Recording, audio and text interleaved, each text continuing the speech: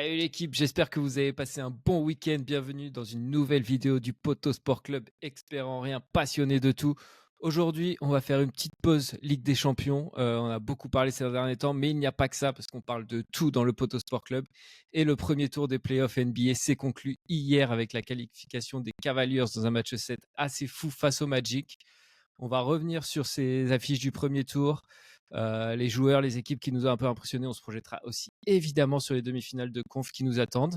Petite anecdote pour commencer ou petit fun fact, on va dire, pour commencer cette vidéo. Première fois depuis 2005 qu'on ne retrouve plus ni LeBron James, ni Kevin Durant, ni Steph Curry en demi-finale de conférence en playoff. Donc la première fois depuis 20 ans.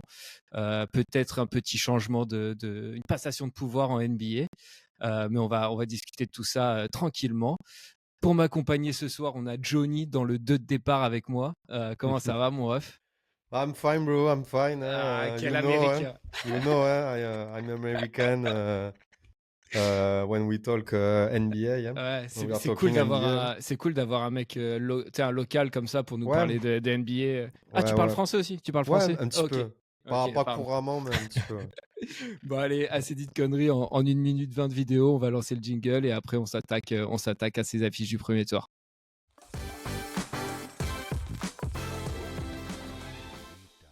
Et avant de se lancer dans le tour du propriétaire avec les clés de ces premiers tours de playoff NBA, on va juste revenir tout simplement sur les résultats et on va commencer avec la conférence Est. Boston qui s'est donc facilement imposé face à Miami et retrouvera les Pacers qui ont sorti la tête de série numéro 3 à l'Est, Milwaukee. En 6 matchs. Cleveland, on l'a dit, s'est donc qualifié hier dans un match 7 face à Orlando et malheureusement, mes Sixers se sont inclinés face à New York, 4-2 également. De l'autre côté, à l'Ouest, on a OKC qui a tenu son rang de meilleure équipe de l'Ouest en éparpillant en sweepant les New Orleans Pelicans.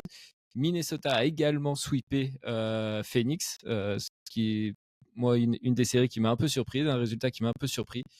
On a les Dallas Mavericks qui ont battu les Clippers et retrouveront donc le champion en titre en demi-finale de conférence. Les Denver Nuggets qui, eux, sont venus à bout de LeBron James et des Lakers. Comme on l'a dit, vous commencez à en avoir l'habitude. Le tour du propriétaire, Johnny va me donner ses clés. Qu'est-ce que tu retiens de ce premier tour? Un joueur, une équipe qui t'a impressionné ou déçu ou autre chose? Là, comme ça, tu sais, moi, j'aime bien faire la photographie de l'instant. Je suis hyper déçu des Bucks. Mais après, est-ce que c'est étonnant? Parce qu'au final, c'est un peu dans la lignée de leur saison régulière, un peu alambriquée. Et sinon, impressionné, OKC. Les Wolves, ils m'ont impressionné aussi. Et Dallas, j'ai adoré. La conférence Ouest m'a plus impressionné que l'Est, Ouais, clairement. clairement. On va d'ailleurs passer un peu plus de temps sur la Ouais, conférence Ouest et l'affiche de l'Ouest. ouais. Donc, D'ailleurs, bon, on va en parler, mais je pense que Boston, c'est un tout droit jusqu'en finale de conf. ah oui. Voilà, je dirais OKC, les Wolves de Rudy et de Anthony Edwards, Anthony MJ Edwards, et, et Dallas, quoi. Enfin, Ok, ok. la confrontation Clippers Mavericks. Ok, ok. Bah, pour ma part, j'ai bien aimé donc la victoire facile des Celtics, même si on s'y attendait. Moi, ce qui me pose un peu question, c'est la blessure de Porzingis, qui va Mm. rater la série face aux Pacers. Est-ce que les Celtics sont toujours favoris à l'Est? C'est la question qu'on va se poser. J'ai aussi retenu les énormes perfs de Jalen Brunson avec les Knicks qui a dompté les Sixers. L'explosion de Brunson, mais aussi de son supporting cast avec 5 joueurs, je crois, qui sont au-dessus des 10 points de moyenne sur la série. En revanche, de l'autre côté, les Sixers, toujours le même plafond de verre. Hein. Ils n'ont jamais passé les demi-finales de conférence depuis qu'Embiid est là. Et enfin, pour revenir aussi sur les Timberwolves qui ont explosé les Ouais, Suns en mode MJ, comme tu l'as dit, ouais. et la défense incroyable de cette équipe menée par Rudy. Pour ceux qui savent pas, dont moi, supporting cast, c'est quoi du coup? Supporting cast, c'est les joueurs autour, en gros, de ta Ok, superstar. Donc là, quand je parlais du supporting cast des Knicks, c'est Josh Hart, Dante ok, ok. DiVincenzo, ces Ouais. mecs-là, quoi. Ok. Voilà. Mais bon, on va commencer par cette série qui nous a tous les deux un peu surpris et une équipe qui nous a impressionné, les Timberwolves face aux Suns. Donc voilà, comme on l'a dit, les Timberwolves qui ont sweepé les Suns de Kevin Durant. T'as pensé quoi de cette série? Surpris par le sweep ou tu t'y attendais quand même? Pas du tout. Pas du tout. Mais de toute façon, on l'a dit tout le long de l'année, on l'a dit et redit que Phoenix manquait d'un meneur de jeu. Donc en saison régulière, ça pouvait passer, mais quand le niveau s'élève, bah ça fait défaut, quoi. Tu peux pas jouer avec deux arrières qui font semblant d'être des meneurs de jeu, c'est pas possible. Et en face, bah, la défense, c'est beaucoup trop fort. C'est beaucoup trop fort. En plus, Kat, il est revenu à son meilleur niveau de sa petite blessure, de sa petite absence. Rudy, il est en mode meilleur défenseur de l'année. Et Anthony Edwards, qu'est-ce que tu veux faire? Ça Ouais. va être si ce n'est déjà une superstar, c'est futur superstar assuré de la ligue. Il y a beaucoup de spécialistes qui disent que c'est le futur visage de la NBA, même plus qu'un chez SGA ou au moins au même niveau avec des mecs comme Luka, tout ça. Enfin, ça va être fou, Ouais, hein. Et ben puis ce qu'il fait là depuis, de vraiment mettre l'équipe sur son dos, voilà, c'est son équipe, c'est à lui, c'est lui la star numéro une, clairement. et il répond de fort belle manière. Mais c'est ça qui est beau avec la NBA, c'est que tu t'attaches à des générations et tu sais, au fond de toi, tu peux te dire ah, on fera jamais mieux, il y aura jamais aussi fort, aussi charismatique. Mais en fait, si, quoi. Mm. En fait, même quand une génération s'éteint, t'en as une autre qui arrive. Là, on va voir la génération Edwards, Wembanyama, SGA, Doncic qui est déjà là depuis quelques années, Banchero. Enfin, c'est incroyable, quoi. Ouais.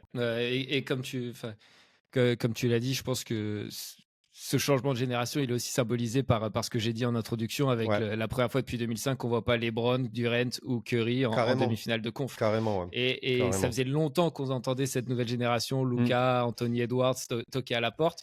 Mais là, ils ont vraiment l'air d'avoir pris le pouvoir. Et j'ai été aussi très impressionné par les Wolves et Anthony Edwards.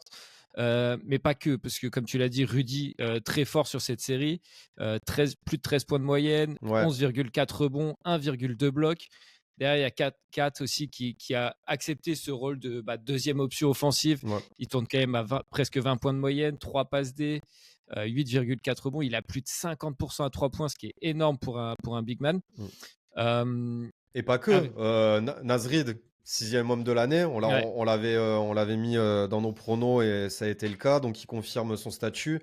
Et Mike Conley qui se toujours là. refait une seconde jeunesse, qui a été aussi élu, je crois, meilleur coéquipier de l'année par ses Ça, pairs. je sais pas. Il y a Ouais, certaines de récompenses individuelles ouais, bah qui sont un peu obscures, quoi. c'est pas la récompense la plus mise en avant, mais oui, oui, il a été élu meilleur coéquipier, quoi. Mm.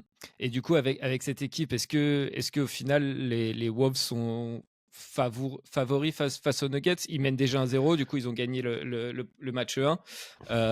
Est-ce qu'ils font figure de favoris? Ils se sont imposés Fran- face aux Franchement, Nuggets à l'extérieur en plus. ouais, franchement, c'est difficile à dire parce que les Nuggets, ça reste les champions en titre et ils ont un peu ce côté diesel, mais malgré tout, on est déjà au second tour des playoffs. Ah, franchement, c'est trop dur.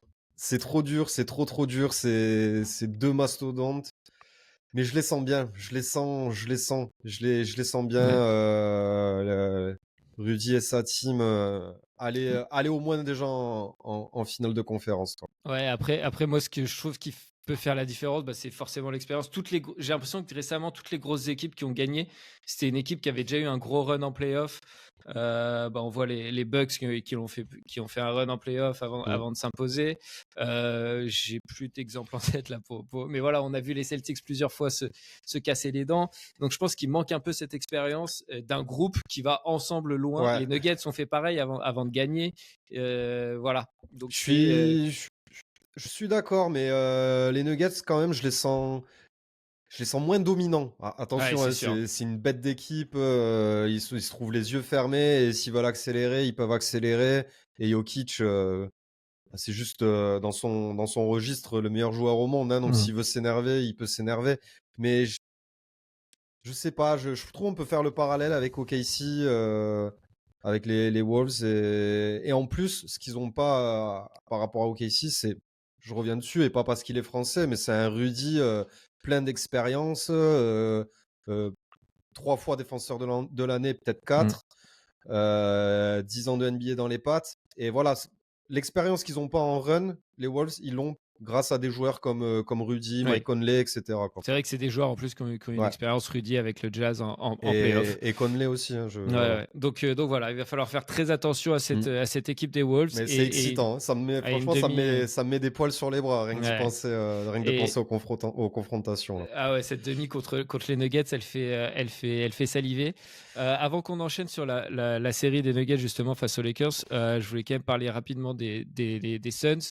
Tu l'as dit, gros échec avec la super team composée de Devin Booker et Bradley Beal et Kevin Durant.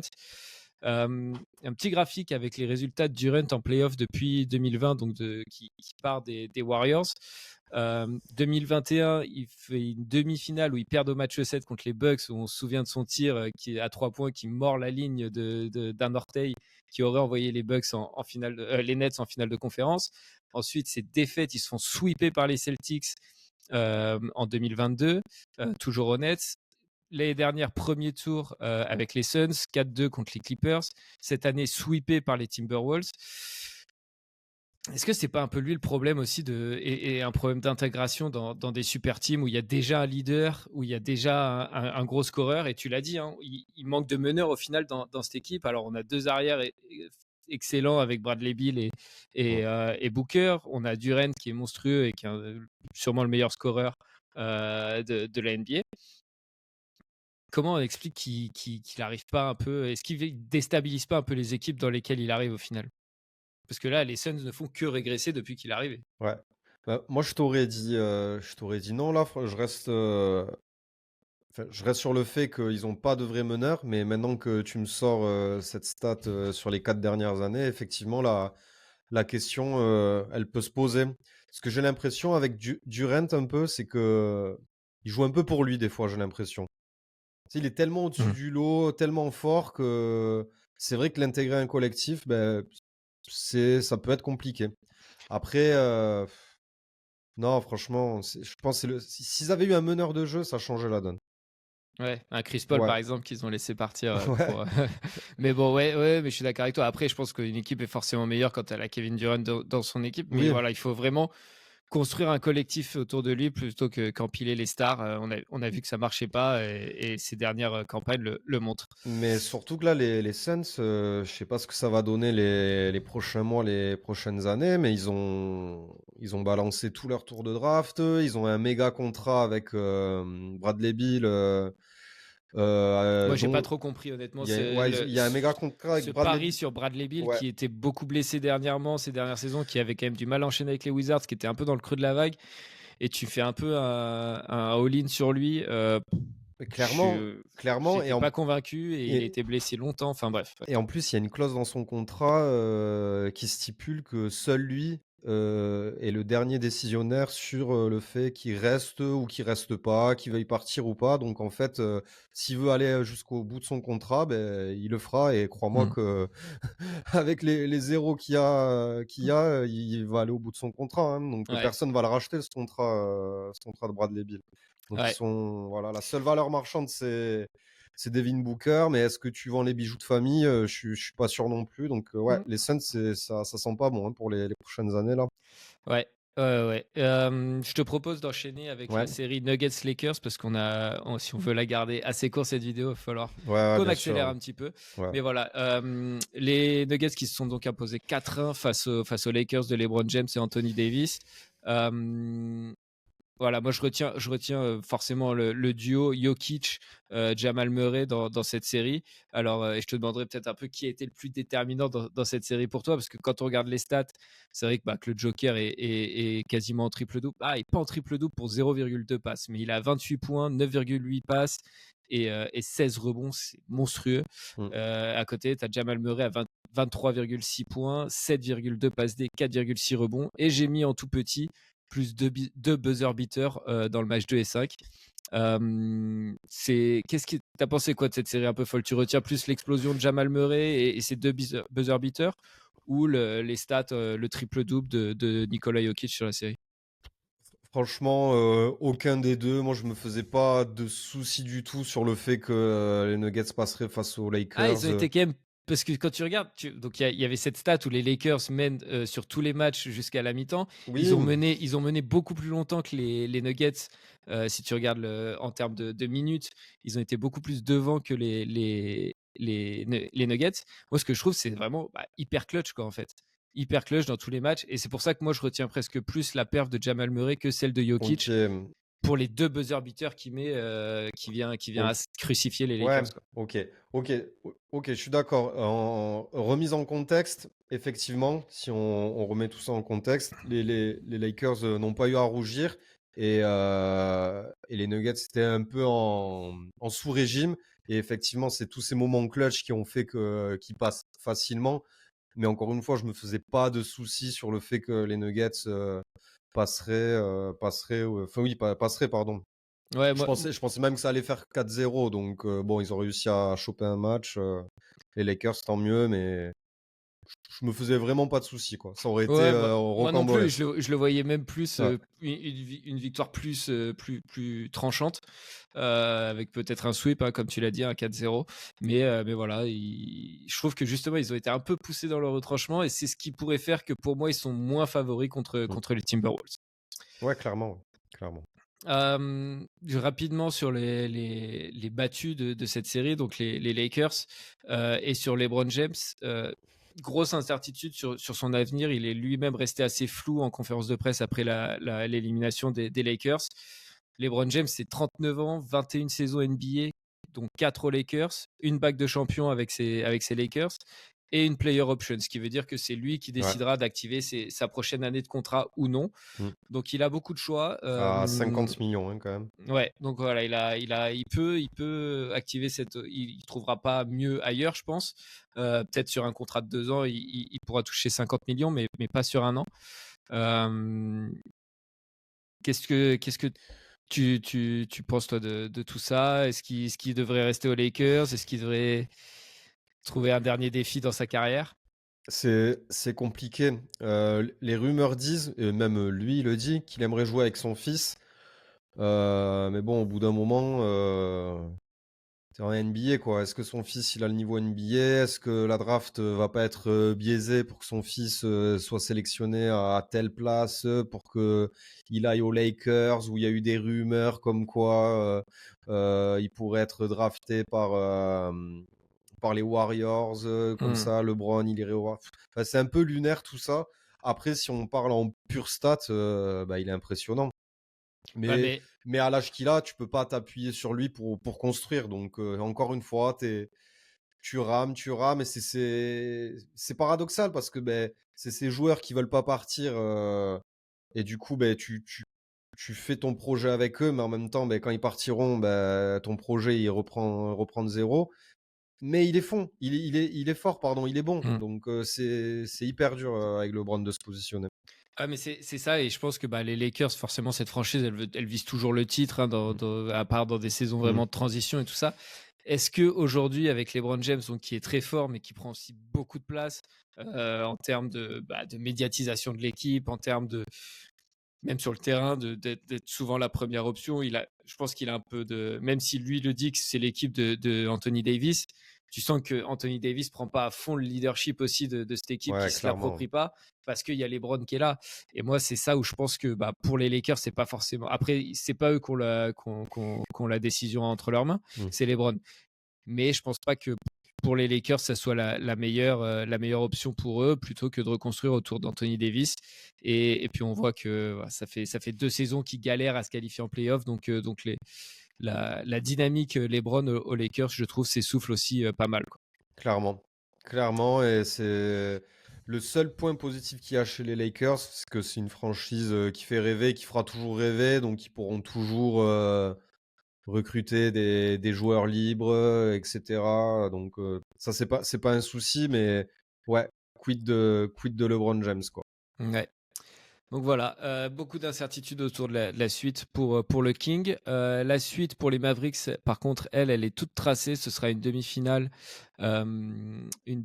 face, pardon, Ah, ok, ici, ouais. OKC, Ok, ici, autant ouais. pour moi. Euh, Euh, c'est excitant aussi, hein. ouais, ça va être aussi Mon Dieu. une belle demi-finale. Euh, Pardon, je me suis un peu perdu. Ouais, voilà. Donc, cette série 4-2 remportée par les Mavericks face aux Clippers. Euh, Moi, j'ai vu en fait un duo plus qu'une une superstar dans cette équipe. Je pense que c'était un peu ce qu'on avait les dernières années avec Luka, qui faisait le taf, mais qui manquait un peu d'aide pour aller plus loin en playoff. Mm. Et là, on sent que depuis 6 mois, Kyrie a vraiment trouvé sa place dans cette équipe Ouais. et que là, ils ont peut-être la meilleure ligne arrière de la ligue et que c'est une équipe, ça devient un sérieux prétendant à la victoire finale. Et on l'avait déjà dit depuis les trades de cet hiver aussi. Ouais, et Kyrie à ce niveau, c'est surprenant pour toi, parce qu'il est quand même à 27 points de moyenne, 5 passes, 6 rebonds sur la série. Euh, Bah, oui et non. Bah, ça faisait un moment qu'on l'avait pas vu comme ça, aussi à l'aise, aussi heureux. Et je pense que, comme tu l'as dit, il y a une alchimie, une entente. Ils se marchent pas sur les pieds. Euh, Ils sont en quelque sorte en mission. Les deux. Alors, en mission, c'est un bien grand mot. On va pas galvauder le terme parce que je pense pas qu'ils puissent gagner le titre, les Mavs, et encore que. Mais en tout cas, entre grands joueurs, ils se comprennent, chacun connaît son rôle. Il y en a un qui est plus fort en première mi-temps, l'autre qui est plus fort en seconde mi-temps. Et ce que j'ai aimé, c'est retrouver ce Kyrie clutch, quoi. Il nous mm. a quasiment sorti le même panier qu'il avait sorti avec les Cavs Face aux Warriors. face aux Warriors lors du titre des Cavs. Donc c'était le petit clin d'œil, j'ai trouvé ça chouette.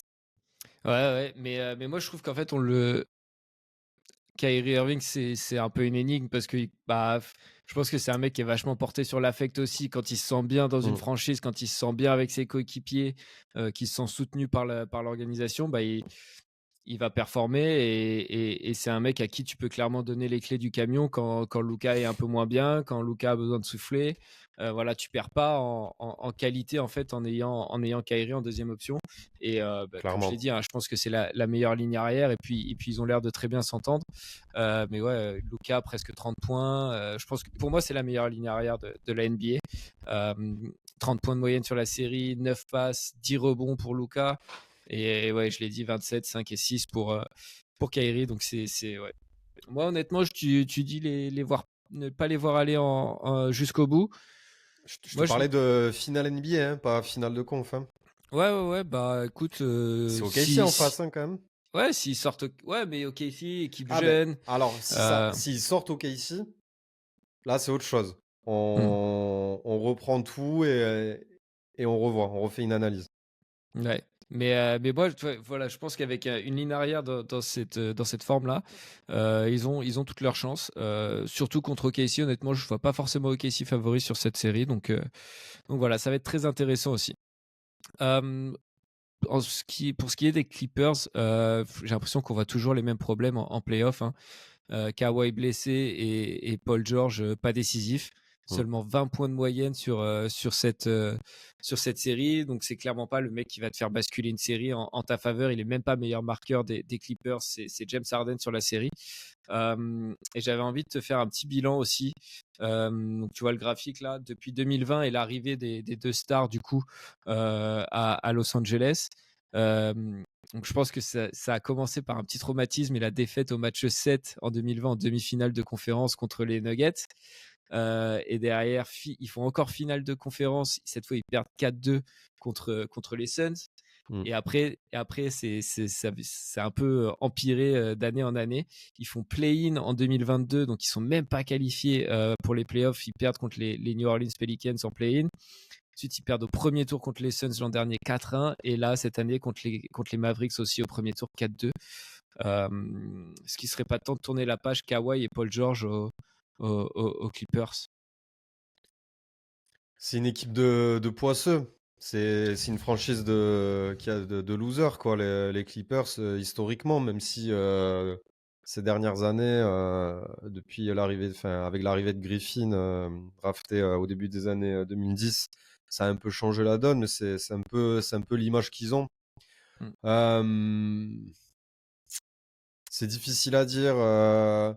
Moi, Kawhi, je le garderai, mais Paul George, apparemment, il veut partir. Donc bon, ben, ma foi, laissez-le partir. Ouais. Laissez-le partir. Après, ils sont pleins d'ambition, les Clippers. Le propriétaire des Clippers, c'est le propriétaire le plus riche de la ligue, voire je crois que des sports collectifs tout confondus. Ils vont avoir leur nouveau terrain. Il va y avoir la draft, je crois, ou le Le NBA All-Star Game. All-Star, Ouais. le All-Star Game. Non, faut pas tout démembrer. Je pense il faut continuer avec les joueurs qu'ils ont. Peut-être enlever Paul George, Russell Ouais, moi, Westbrook, moi, j'ai l'impression que c'est quand même faire des ajustements. c'est un empilement de grosses stars qui sont avec des très forts égos. Paul George, qui pour moi s'est toujours vu un peu plus beau qu'il ne l'est vraiment en playoff, parce Il, qu'il il c'est a dur quel à âge dire. ce type? J'ai l'impression il a 58 ans, quoi. Mais c'est vrai que ça fait parce qu'il a commencé à Indiana à l'époque où il était un peu le rival de LeBron, qui lui était au Heat, donc ça doit une quinzaine d'années qu'il est dans la ligue, Je je pense regarde. presque. Et ouais, je pense que c'est juste pas le mec qui te fait gagner et qui te fait basculer une série de playoffs. C'est un excellent joueur évidemment, mais c'est pas un Kawhi comme il a été avec les Raptors à une époque où il portait l'équipe. Et tu as besoin d'un joueur Euh, comme ça dans ton équipe Mais si tu veux aller plus loin. il est pas si vieux, hein. Il a 34 ans. Ouais. Bah, Mais qu'il aille aux Spurs. bon, tu kifferais toi ça? Hmm, ouais. Je préférerais un meneur et un mec pas trop scoreur qui vienne prendre les shoots de Wemby. Donc je préférerais plutôt un meneur pour faire jouer Wemby personnellement. Et Kawhi, bah, comme d'habitude, j'ai envie de te dire, depuis son titre avec les Raptors, Hmm. dès que soit il est blessé toute la saison, soit il est blessé au moment important, et ça handicape grandement son équipe. Parce que je pense que s'il est là en forme, c'est pas le même match. Ben, C'est pas la même série. on peut un peu faire le parallèle avec Butler, tu vois, a Mm. tellement méprisé la saison régulière, ben, tu t'en retrouves hors de forme en playoff, quoi, à Ouais. te blesser et pas être au rendez-vous. Ouais, ouais, ouais. Donc beaucoup de questions pour les Clippers avec cette intersaison. Ça nous amène sur notre dernière affiche à l'ouest de ce premier tour. On va passer dessus très rapidement. OKC qui bat les Pelicans 4-1. Hmm. Voilà, bah, OKC juste trop fort, en plus Trop avec un, fort, un Zion Williamson limité et absent sur certains matchs. ouais. Euh, ouais, les Pelicans ne faisaient juste pas le poids face à cette nouvelle équipe de KC, mais qui ne s'est pas testé vraiment non plus, qui va arriver alors que les Mavericks eux, vont arriver bien dans le rythme. Je pense que ça peut un peu tourner au vinaigre pour le Thunder, En, malheureusement, c'est en- une équipe en- que j'adore, mais En tout cas, ça va être un vrai test. Là, ouais, on va commencer à vraiment connaître le niveau d'OKC. ouais. On va passer à la conférence Est maintenant, avec cette première affiche entre le numéro 1 et le numéro 8 de la saison régulière. Les Celtics qui l'emportent face au Heat 4-1. Donc voilà, victoire assez tranquille, même si Ouais. le Heat est venu prendre un match à Boston, le match 2. Tranquille, mais la perte de Kristaps Porzingis pour quelques semaines, qui Pour le devrait. tour, ouais, pour le second Ouais, tour. voilà. Donc il devrait. Alors, il est annoncé, sa date de retour est annoncée le 19 mai, ce qui serait la date du potentiel match 7 face aux Cavs.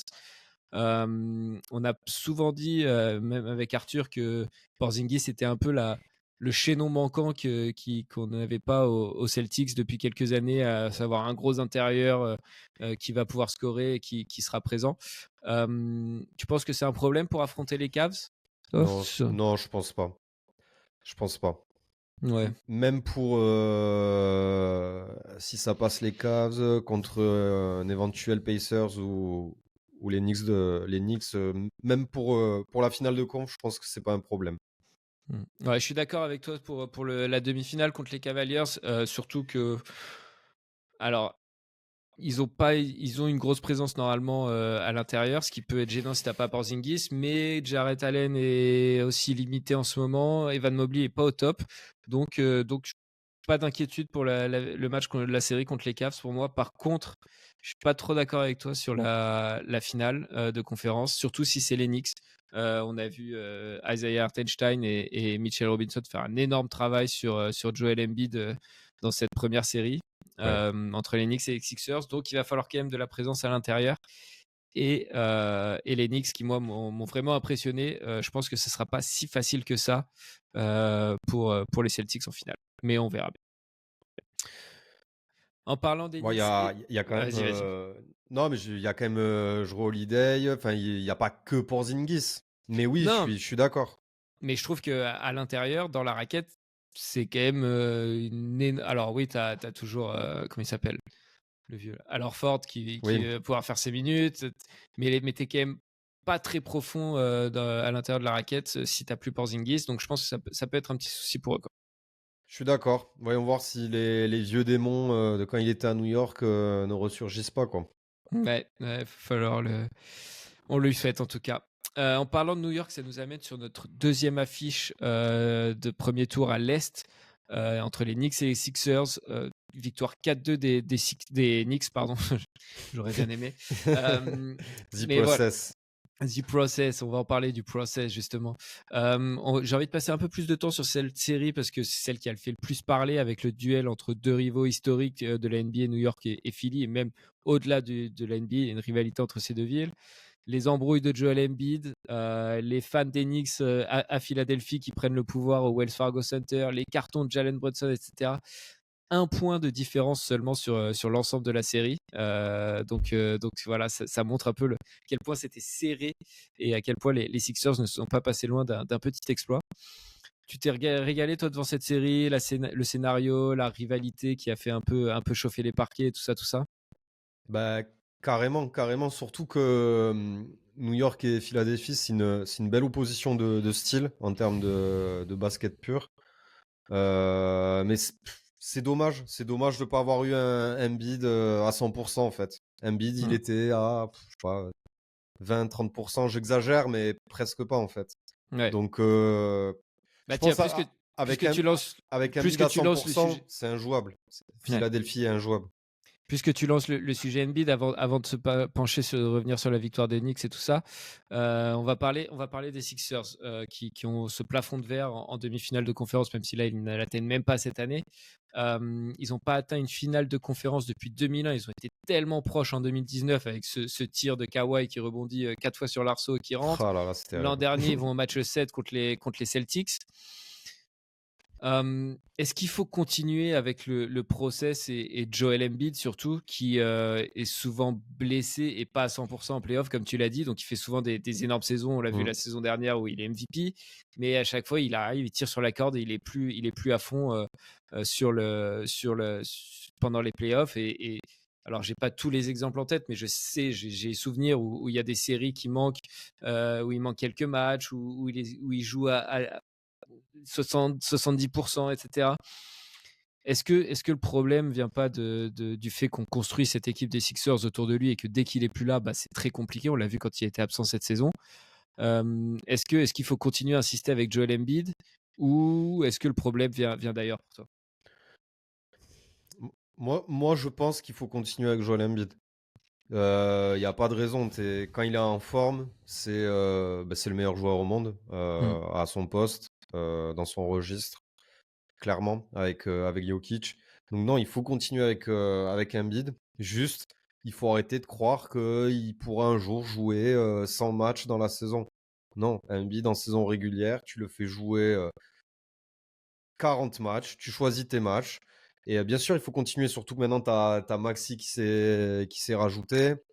Et on verra ce que ça va donner le recrutement l'année prochaine, la draft. Mais non, tu peux pas. Tu peux pas laisser partir Embiid. Même, voilà, même s'il est fragile. Mais maintenant que tu sais, voilà, ça arrivait 1, 2, 3, 4, 5 fois. Ben frérot, maintenant tu le ménages. Le but, c'est qu'Embiid, il soit prêt pour les playoffs, peu importe la place. Voilà. Le plus important Mmh. pour Philadelphie, c'est d'aller en playoff. On s'en fout de rester premier, deuxième. Il faut être dans le top 8. Allez, top 6 au mieux pour éviter des play-in. Et voilà. De toute façon, avec Embiid, t'es monstrueux. Donc, que tu chopes le premier de la conférence ou le huitième ou le sixième, ça changera rien. La preuve en est, ouais, t'as un Ouais. Embiid à 30%, tu te fais éliminer. Donc, le plus Ouais, important, c'est d'avoir Embiid à 100% pour les playoffs. je suis assez d'accord avec toi parce que je pense que de toute façon, en ayant Joel Embiid dans ton équipe, tu deviens tout de suite un prétendant et je pense que Clairement. allez, t'as quoi? T'as trois joueurs dans la ligue, peut-être Mm. avec allez, Jokic et Luka, je pense peut-être, et encore, qui peuvent avoir cet impact-là sur une équipe. Et même, tu vois, on dit au final, même s'il arrive à moitié blessé sur cette série, il a 33 points de moyenne. Donc il est monstrueux sur la série. Il sort un match à 50 points. Voilà, il a 11 rebonds dans la série. Ah Il, ouais, il est monstrueux. il a un œil qui disait merde à l'autre. Ouais. Ouais, enfin, Et, c'est pas drôle, mais c'est le cas, ouais. quoi. Ouais. Et même avec tout ça, donc pour moi, c'est même pas un problème de blessure au final d'Embiid, tu vois, parce que même à 60-70%, quand il est fort comme il est en ce moment, Ah, c'est monstrueux. il était boiteux quand même un petit Ouais, peu, il hein, était boiteux, mais au sens figuré et propre du terme, hein. il est à 33 points de Oui, moyenne. Et je non, pense mais pas que tu puisses. justement, Moi, le problème, c'est le ça que. problème, il vient plus de Tobias Harris, tu Ouais, vois, mais ou du supporting cast qui est à côté. Parce que quand tu regardes les Knicks, ils ont 6 joueurs à plus de 10 points. Nous, on en a que 3. Et Tobias Harris, qui est un mec sur qui on Hmm. a beaucoup misé à une époque, qui était à un moment donné l'option numéro 2, qu'on a favorisé au-dessus de Jimmy Butler à une époque, il est à 9 points de moyenne sur cette série. Et c'est la même chose depuis des années et des années et des années avec les Sixers. Et j'ai rien contre lui, ça a l'air d'être un super mec, mais il plombe les Sixers chaque année en playoff où il a un blocage, il a juste un blocage mental. mais je suis d'accord que les joueurs qu'il y a autour de lui, peut-être sont pas à la hauteur, mais encore une fois, quand tu es en saison régulière et même là, avec un Embiid à 50%, en fait, tu pas besoin que les autres joueurs soient à la hauteur au niveau des stats. Tu as besoin d'un Embiid à 100%. Quand Hmm. Embiid est à 100%, tu joues autour de lui. Voilà. Pour moi, c'est bête à dire ou c'est triste, mais si la franchise est Embiid dépendante. Ouais. Ou alors, voilà, soit tu te sépares de Embiid et tu repars de zéro, soit tant que tu l'as, tu continues à tout faire autour de lui. Ouais, bah, je pense qu'en plus, enfin, je pense pas que ce sera un mec qui aura une très très longue carrière. Non, Donc, je pense pas, ouais. s'il faut Déjà, pousser encore quelques années ouais. avec l'éclosion de Tyrese Maxey aussi, et avoir un duo monstrueux, parce que Mm. Tyrese Maxey va peut-être devenir l'un des meilleurs meneurs de la ligue aussi. Voilà, moi je pense qu'il faut miser à fond là-dessus, construire l'équipe autour de ces deux gars, garder des mecs comme Kelly Oubre, De toute façon, Nico Batum, je sais pas, mais j'aimerais bien qu'il reste un peu son, aussi. son arrivée en NBA a annoncé la couleur, hein. Il s'est fait Hmm. drafter, il a passé un an à l'infirmerie, hein. Ouais, Et ouais. c'est un peu, c'est l'histoire de ce joueur. C'est un joueur qui, quand il est à 100%, c'est le meilleur du monde, Hmm. mais qui se blesse souvent, Ouais, qui est pas fiable à ce niveau-là. Son corps est pas fiable. ouais. Donc il faut le ménager. Franchement, si les Sixers font encore la même erreur l'année prochaine, ils ont fait un peu ça cette année, de essayer de le ménager et tout. Ah, Bon, ils ont été forcés, hein. Ils ont été contraints et forcés. pas de chance, pas de chance. Il Ouais. y a eu un attentat sur son genou, pas fait exprès, pas de chance. Mais ils étaient un peu déjà dans cette dynamique de pas lui faire jouer tous les matchs, de le préserver, etc.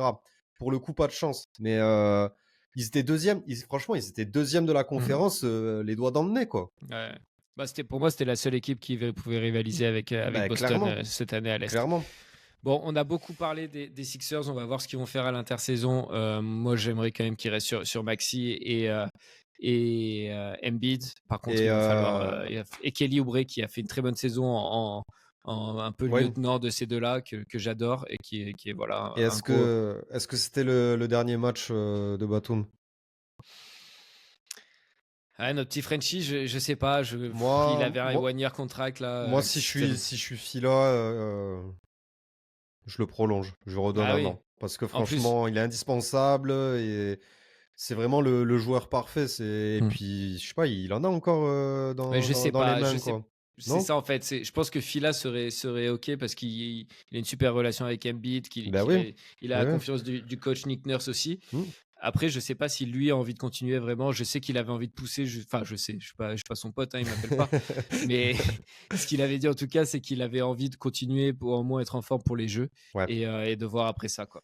À Mais avoir le projet des Sixers, quoi. ouais, ouais. Bon, faut vraiment qu'on Ouais. enchaîne Ouais, mais bon, parce ça nous que tenait à cœur, les Sixers. ouais. Bah ouais, forcément, forcément. J'ai envie quand même de parler rapidement des Knicks qui pour moi, ont frappé un grand coup parce que, bah, ils ont passé un gros test physique et mental avec voilà, une confrontation qui était rude, qui s'est jouée aussi un peu dans les tribunes, il y a eu du trash talk et tout ça et ils sont déjà prêts, en fait. Ils arrivent demi-finale de conf.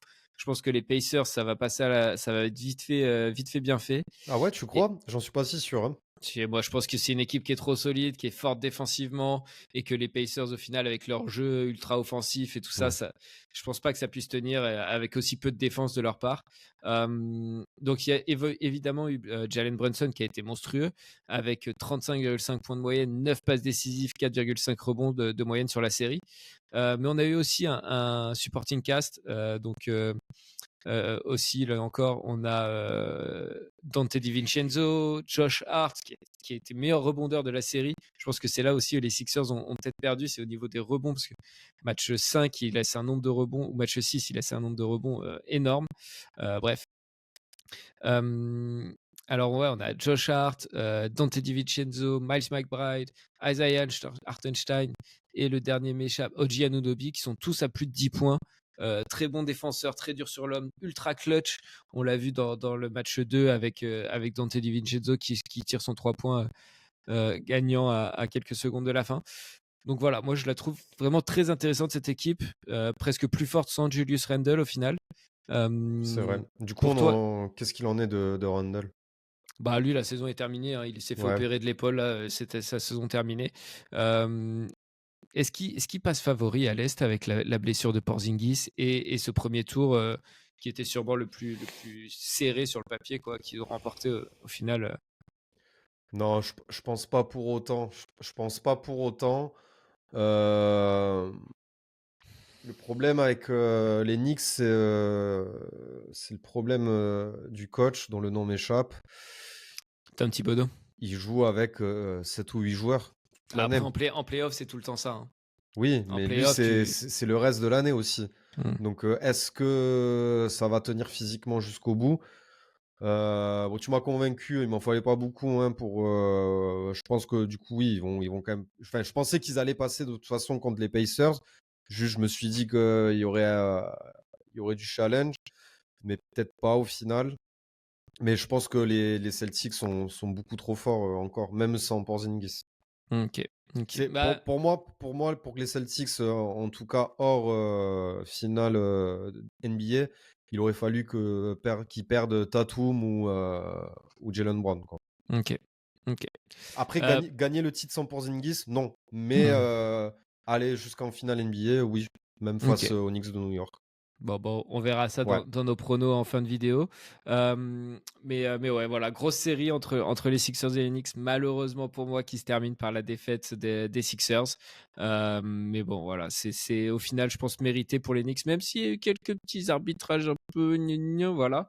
Mais bon, on reviendra pas là-dessus, on est bons joueurs. Troisième affiche de ce premier tour de playoff à l'Est, Pacers-Bucks. 4-2 pour les Pacers. Bon, je pense qu'on s'attendait un peu à ce que les Bucks foncent dans le mur. Ça s'est confirmé. Encore plus avec les blessures de Giannis dès le début de la série et Lillard en cours de série. Bon, voilà, défaite face aux Pacers qu'on sentait pourtant à bout de souffle, hein, en cette fin de saison. Eux qui avaient très bien commencé. Ouais. Qu'est-ce que tu as pensé de cette série? Moi, je trouve qu'au final, sur cette saison, dans l'ensemble des Bucks, le recrutement de Damien Lillard a un peu dénaturé l'équipe et son ADN défensif avec la perte de Drew Holiday, Chris Middleton Clairement. qui est moins influent en attaque aussi. Et au final, bah, Giannis qui se retrouve un peu tout seul avec un Dame qui fait ses matchs mais qui marque des points, mais qui au final ne fait pas briller le reste de l'équipe, quoi.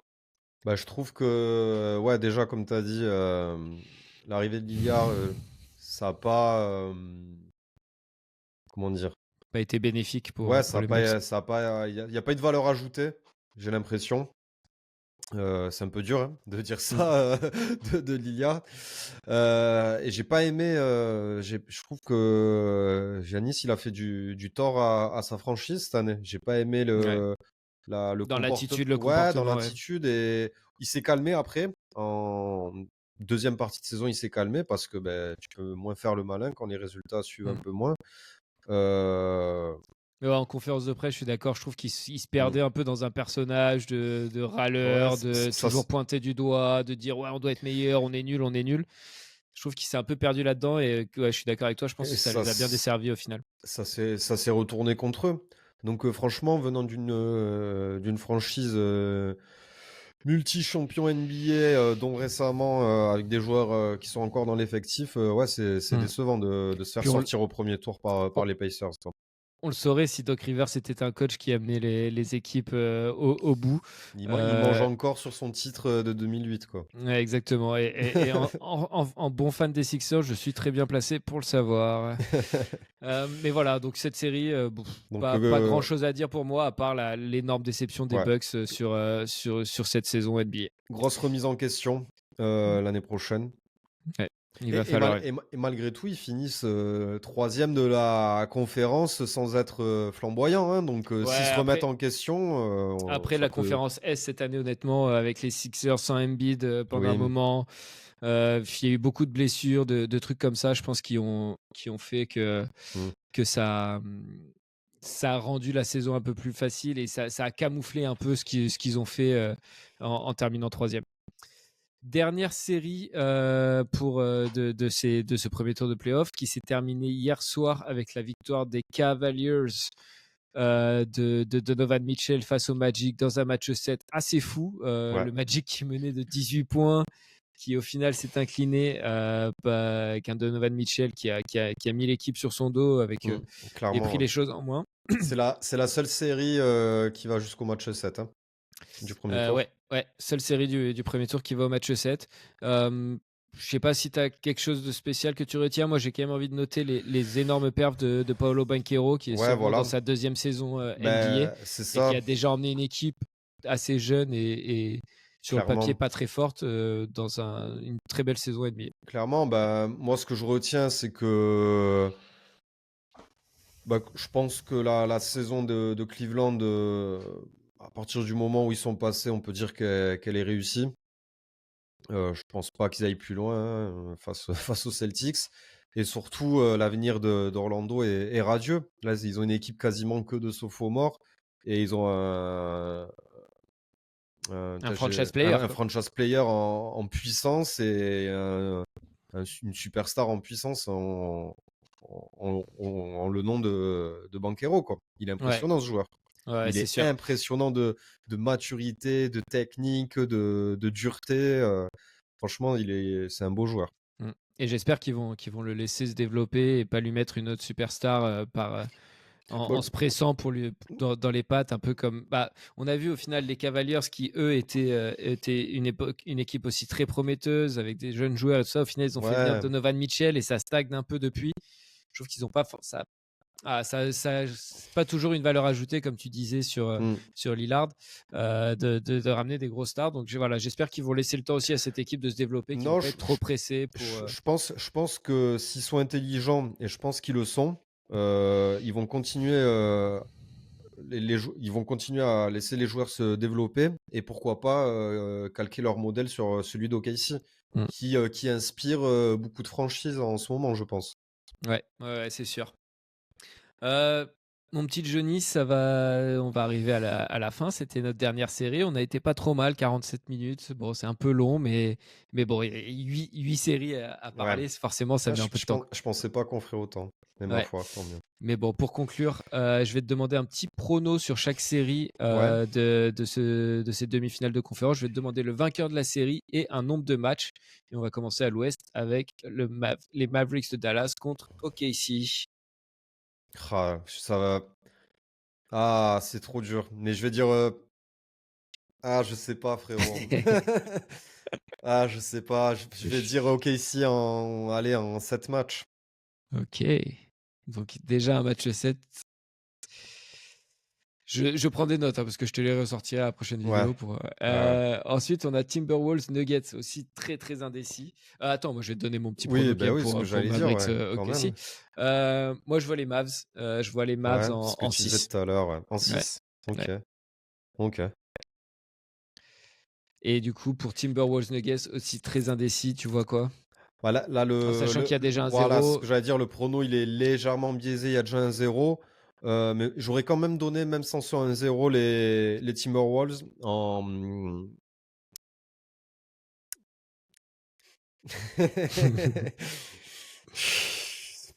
7. En En 7 7, ouais, aussi. en Waouh. 7 aussi, ouais. Donc ils vont gagner à Denver sur le match 7. Ok. Moi je dis les Wolves en 6. Ok, Ils ont pris l'avantage du terrain, ils le gardent jusqu'à la fin. ok. Bon, Celtic Cavs, je pense qu'on va être assez d'accord. Si je suis dur, je te dis les Celtics en 4, mais je vois bien les Cavs prendre un match quand même. Ouais, pareil pour moi. Celtics en 5. Et enfin, notre dernière série, donc la deuxième demi-finale de conf à l'Est, entre les Knicks et les Pacers.